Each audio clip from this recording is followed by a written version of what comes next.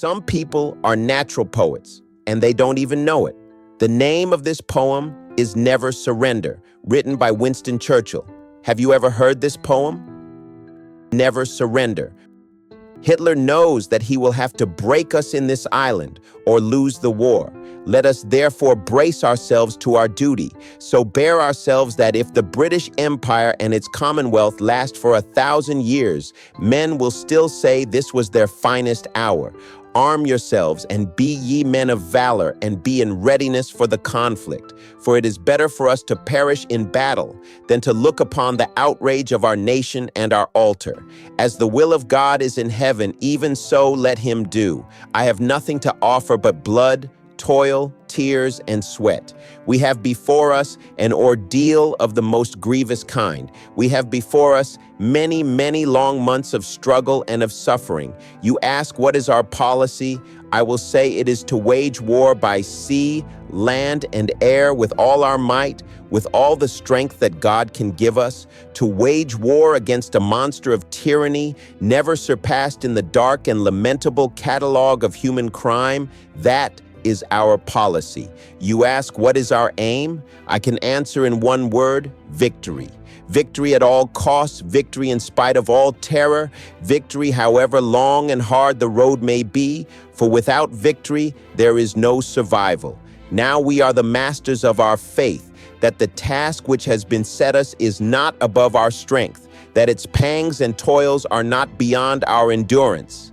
As long as never give in, never give in. Never, never, never, in nothing great or small, large or petty, never give in except to convictions of honor and good sense. Never in the field of human conflict was so much owed by so many to so few. We shall fight in France. We shall fight on the seas and oceans. We shall fight with growing confidence and growing strength in the air. We shall defend our islands, whatever the cost may be. Never yield to force. Never yield to the apparently overwhelming might of the enemy. We stood all alone a year ago, and to many countries it seemed that our account was closed. We were finished. All this tradition of ours, our school history, our songs, this part of the history of our country, all were gone and finished and liquidated. Very different is the mood today. Britain, other nations thought had drawn a sponge across our face, but instead our country stood in the gap. There was no flinching, no thought of giving in, and by what seemed almost a miracle to those outside these islands, though we ourselves never doubted it, we now find ourselves in a position where I say we can be sure that we have only to persevere to conquer. Advance Britannia, long live the cause of freedom. God save the king. This wasn't a speech delivered to a kingdom. This was a poem that embodied the resolve of a great united kingdom, delivered as a speech by one of his most trusted homegrown poet. This piece is a declaration of unbreakable resolve. It is not written to comfort. It is written to strengthen.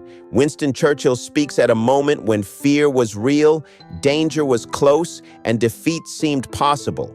Yet instead of yielding to despair, his words carve out courage. This is a message forged in pressure, meant to remind people who they are when everything is at stake. At its core, this poem is about endurance. Churchill does not promise ease or quick victory. He speaks honestly about struggle, sacrifice, and suffering. What he offers instead is purpose. He reframes hardship as duty and frames resistance as identity.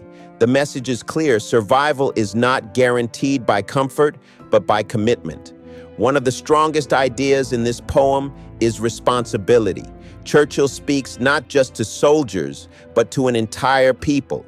He reminds them that history is watching and that how they respond in this moment will define generations to come. Courage becomes collective. Strength becomes shared. The poem confronts fear directly. Rather than denying danger, it names it. Tyranny is acknowledged as brutal and overwhelming, but fear is not allowed to rule. Churchill insists that even in the face of massive threat, surrender is not an option. Not because victory is easy, but because surrender would mean losing everything that gives life meaning.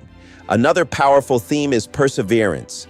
The repeated insistence on never giving in is not stubbornness, it is moral clarity. Churchill draws a line between compromise that preserves honor and compromise that destroys it. He teaches that there are moments when endurance itself becomes an act of defiance. The poem also emphasizes faith, not just religious faith, but faith in human capacity. Churchill believes that people are stronger than they think, that the task, however painful, is not beyond endurance. This belief becomes fuel.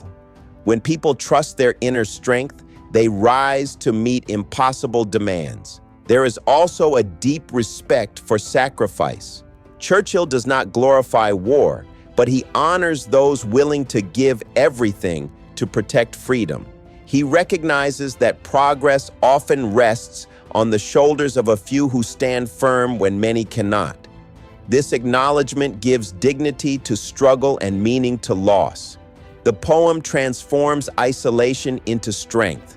Even when standing alone, the message is to stand. Solitude does not equal weakness. In fact, it can sharpen resolve.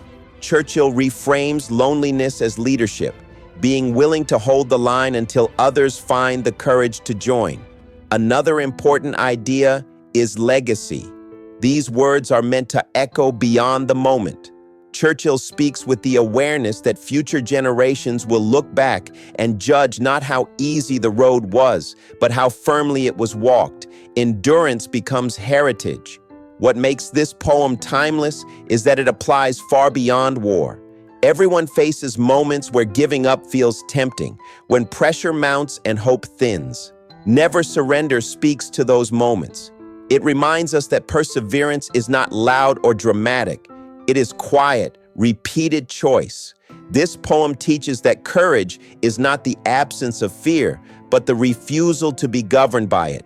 That freedom, personal or collective, demands resilience, and that even when the odds seem overwhelming, character can outweigh circumstance. If this message strengthened you, take a moment to like, subscribe, and share this video. Someone else may need to hear these words when their resolve is being tested.